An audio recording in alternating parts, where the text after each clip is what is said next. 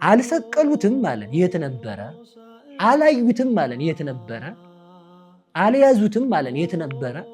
ከዛ ደግሞ የሚጠቅሱት ደግሞ አለማፈራቸው መጽሐፍ ቅዱስ ነው። የቀበሮ ደስታ ማለት ክርስቶስን ትቶ የሚያገኘው ደስታ፣ የዚህ ዓለም ደስታ፣ ክርስቶስን አተን የምናገኘው ደስታ መጨረሻው ድካምና ሞት የሆነ ደስታ ነው። ቶማስ ካልዳሰስኩ አላምንም አለ አሉ። እውነቱን ነው እውነቱን ነው።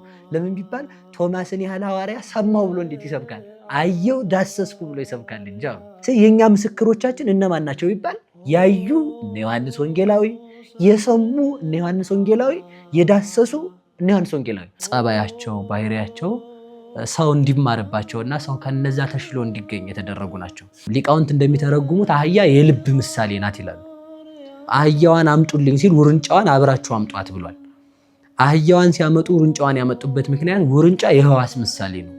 ስለዚህ እግዚአብሔር አስቀድሞ ምናችንን ይፈልገዋል ማለት ነው? ልባችንን። ዘንባባው በክርስቶስ ብቻ ሲተረጎም ዘንባባ ልዑል ከፍ ያለ ነው።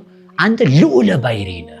ልዑል የምንለው እንደው ከፍ ያለ ስንለው ህሊናት ሁሉ ተመራምሮ የሚያደርስ ልዑለ ባሕርይ አንተን ሊደርስብህ የማይችል ለሊከ ብከ አንጦላይከ ለሊከ ብከ ተከደንከ ስውር ብከ በይከ አልቦ ዘይጠይቀከ አንተን የሚያውቅህ የለም፣ አንተን የሚመረምርህ የለም፣ ራስህን ራስህ ካልገለጥክ የሚጠይቅህ የለም።